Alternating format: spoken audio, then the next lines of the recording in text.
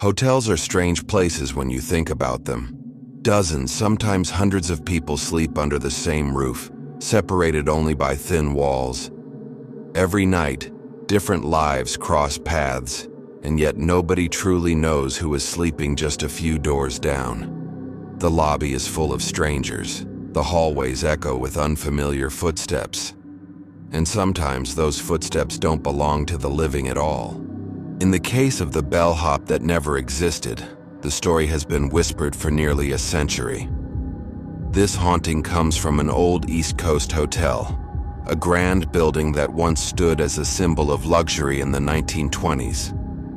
It had chandeliers that glittered like frozen rain, velvet carpets that swallowed footsteps, and a reputation for hosting the rich, the famous, and the desperate. Guests began noticing him in small, almost innocent ways. A businessman arriving past midnight claimed that the moment he entered the revolving doors, a bellhop in a dark red uniform stepped forward with a smile. His cap was tilted perfectly, his posture straight. Without asking, the bellhop reached for his suitcase and carried it toward the elevator. The businessman remembered thanking him for being so attentive, but as they rode up, he began to feel uneasy. The elevator creaked and groaned, the lights flickered. He glanced at the bellhop and noticed something odd. The young man's hands looked pale, almost gray, and his smile, though polite, did not move his eyes. When the elevator dinged open, the bellhop stepped out first and led the way down the long hallway.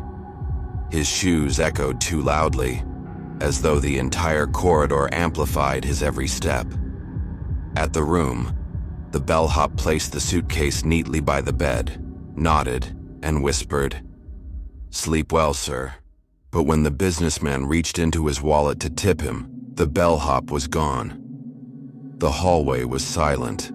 The door had never opened. The next morning, the guest complained to the desk staff. He wasn't angry. He just wanted to commend the bellhop for such excellent service. But the receptionist looked at him with unease and said softly, "Sir, this hotel hasn't had bellhops since the 1960s. The businessman laughed at first, thinking it was a joke. But when the staff brought out the employee records, there was no one. No one in a red uniform. No one with the description he had given. Over the years, similar stories piled up. A young couple swore they were greeted by the same man, who helped them carry heavy bags up to the 4th floor. When they offered him a tip, he tipped his cap politely, then walked down the hallway. But instead of fading into the distance, his footsteps stopped instantly. When they peeked out the door, the hallway was empty, yet the faint smell of musty cologne lingered in the air. Another guest reported something even stranger. He had been unpacking in his room when he heard a soft knock. Opening the door, he found the bellhop standing silently with an empty luggage cart. "Do you need me to take your bags, sir?" the young man asked. The guest, confused, told him no. But as he shut the door, he heard the squeak of the cart's wheels in the hallway for the next several minutes, squeaking up and down the corridor, until finally, it ended with a dull crash. When he opened the door again, the cart was gone. The staff almost never talk about it openly, but when pressed, some admit the truth. They know about the bellhop. They even know his name, Thomas Avery. He was 19 when he worked at the hotel, a kid from a poor family, trying to make a living during the Roaring '20s. One night, while transporting a wealthy guest's trunks, he used the service elevator. But the elevator malfunctioned. The heavy doors slammed shut before he was fully inside, crushing his spine. By the time anyone found him, he was already gone. Ever since, Thomas Avery has been seen wandering the hallways, still doing his job, still carrying luggage, still waiting for tips he can never spend. Those who have seen him describe the same details. The crimson uniform, spotless and pressed. The cap tilted neatly over dark hair. His face pale, his eyes hollow, but his smile unwavering. And always, there's something off. His hands are cold if you accidentally brush against them. His shoes never leave scuff marks on the carpet, and when he walks ahead of you, his reflection is missing in the hallway mirrors. The staff have one warning they share quietly among themselves: never accept his help. Those who do often regret it. Guests who let him carry their bags report hearing persistent knocking in the night. The sound comes from their closets, from under the bed, even from inside the bathroom walls. Some say it begins soft, almost playful, but grows louder and louder until it's as if someone, or something, is trying to break through. One guest swore that after tipping him generously, he awoke at 3 a.m. to find his suitcase standing upright in the middle of the room. Its zipper was open, though he had closed it. The contents inside were soaking wet, dripping onto the carpet. And then there's the most chilling account. A family staying on the 6th floor complained of screams in the night. They called the front desk, who assured them no one else was staying in the adjacent rooms. But when security arrived, they found the family huddled together, pale and trembling. The children said a man had knocked on their door repeatedly, whispering, "Time to check out. Time to check out." No matter what you believe, the legend of the bellhop persists. Travelers still whisper about him. Reviews occasionally mention a helpful staff member that doesn't exist, and paranormal investigators have captured unexplained cold spots and faint knocking sounds in the hallways. The bellhop that never existed still walks the corridors of the old hotel, forever bound to his duty. So the next time you check into a historic hotel and see a polite young man in a crimson uniform, carrying your bags with a smile, remember, you might be tipping the dead. Every hotel has one room that staff avoid talking about. Sometimes it's a corner suite that never gets booked. Sometimes a floor guests refuse to stay on. In this case, it was the bridal suite, a room that should have been filled with love, laughter, and celebration. Instead, it became a chamber of sorrow and something much darker. The story begins in the 1930s. A young couple had traveled to the historic hotel for their honeymoon. Witnesses say the bride was radiant, dressed in white satin, her eyes full of life.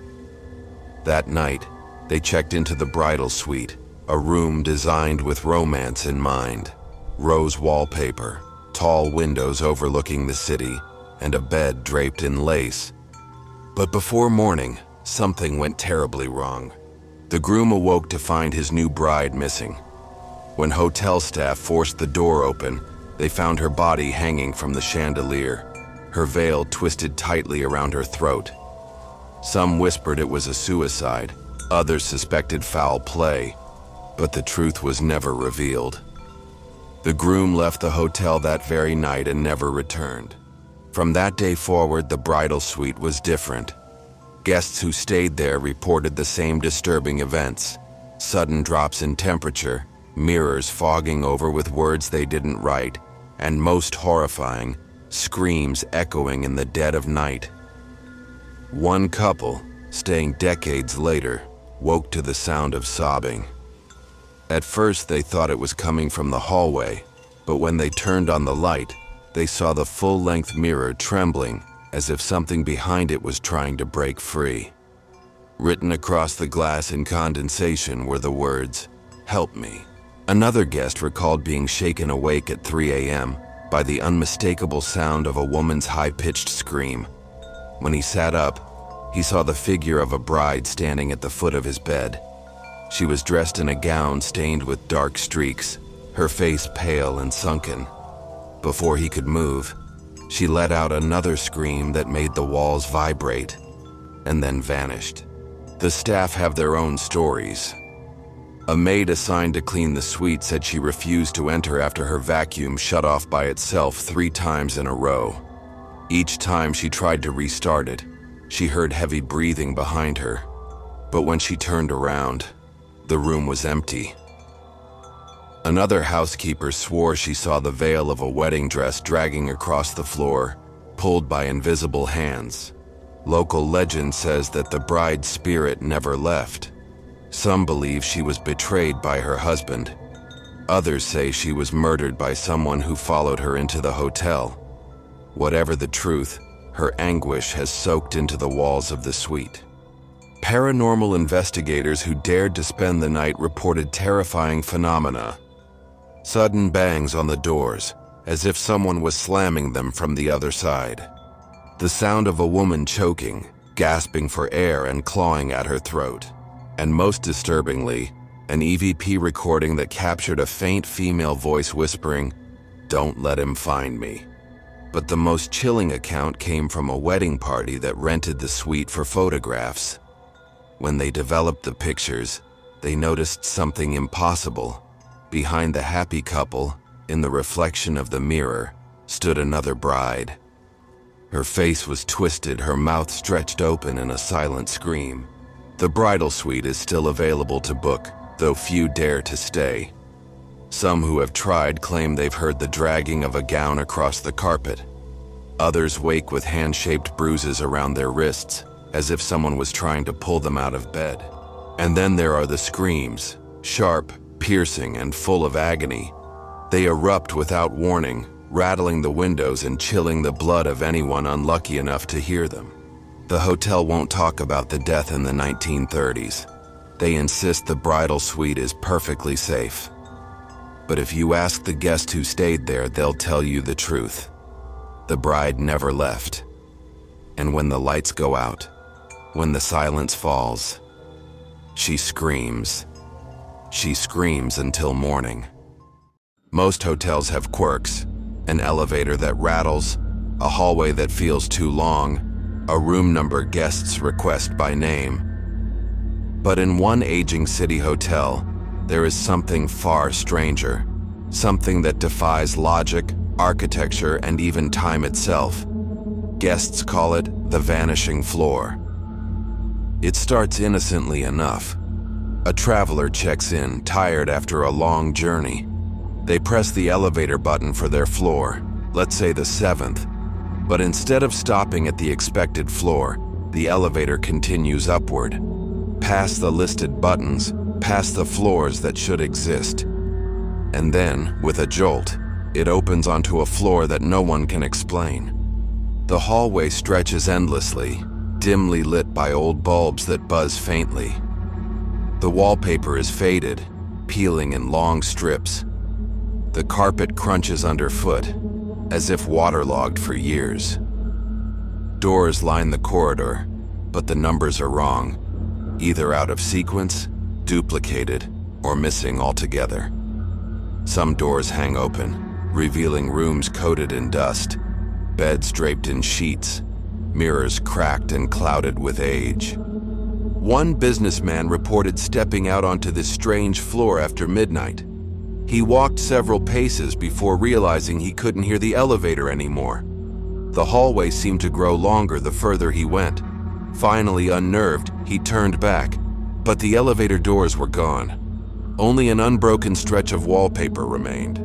Panicked, he began knocking on doors. Most were locked, but when one finally opened, there was no room inside. Only darkness, a void that seemed to stretch forever. As he stared, he swore he heard whispering voices calling his name from deep inside the black. He fled down the corridor, his footsteps echoing unnaturally, until the elevator suddenly reappeared, exactly where it had been before. He stumbled inside, shaken, but when he told the front desk about the strange floor, the staff simply exchanged nervous looks. One leaned forward and whispered, "You're not the first." Other guests have shared similar stories. A woman claimed she spent nearly an hour wandering the strange floor, her phone losing signal the moment she stepped off the elevator. She said she knocked on a door labeled Room 701. But when it opened, She found herself staring into her own hotel room, complete with her suitcase lying open on the bed. Terrified, she slammed the door, only to hear laughter echoing behind her as she ran. Paranormal researchers who investigated the hotel found architectural blueprints that showed no such floor ever existed. The building jumped from the 7th to the 9th. There was no 8th. And yet, guests consistently reported stepping into an extra level between floors, one that sometimes appeared and sometimes didn't. One theory suggests the floor is a residual haunting, a memory of the hotel's past when a fire in the 1940s destroyed part of the upper levels. Dozens died in the flames, trapped in their rooms. Some say what guests experience is not a real floor, but an echo of the one that burned away. A ghost floor, trapped forever between life and death. But others believe something more sinister. They say the vanishing floor isn't a memory, it's a lure. A place that feeds on fear, trapping the lost, and keeping them wandering its endless corridors. A handful of missing persons reports have even been linked to guests who were last seen entering the hotel and never leaving. The most chilling account came from a night security guard. While making his rounds, he took the elevator to the 7th floor. But the doors opened to the mysterious hallway instead. He claimed the corridor was lined with photographs of people he didn't recognize. Faces staring at him from behind cracked glass frames, their eyes wide with terror. And at the end of the hallway, he saw a bride in a burnt wedding gown, screaming silently before vanishing into one of the doors. He quit the next morning, refusing to ever step foot in the hotel again. The vanishing floor doesn't appear every night. Some guests never see it. But others, chosen at random, find themselves stepping into a hallway that shouldn't exist, surrounded by rooms that never belonged to them. And the true horror is this. Once you've been to the vanishing floor, sometimes it doesn't let you leave. If you made it this far, thank you for spending your night with us. If these stories gave you chills, there's plenty more waiting. Don't forget to subscribe to NightFear Stories for new terrifying tales every single night. Sleep well, if you can.